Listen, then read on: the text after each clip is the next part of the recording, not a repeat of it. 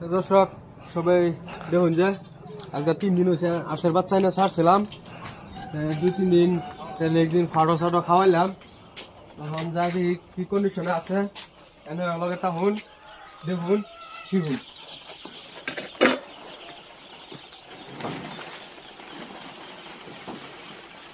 আর নতুন একটা আমরা ফার্ম স্টার্ট দিতেছি আজকের মধ্যে কি জানি বাচ্চা ছাড়বাম এটা মুরগি ভিডিও এনে পাইবেন সবাই ফলো করবেন লাইক কমেন্ট শেয়ার করে দিবেন নিত্য নতুন ভিডিও ডেলি ডেলি আনেরা এই খামারের বিষয়ে আশের হোক মুরগির হোক সবারই পাইবেন আনেরা দেখবার চেষ্টা করবেন আমরা দিতে থাম ডেলি ডেলি নতুন নতুন কন্টেন্ট পাইবেন এই পেজের মধ্যে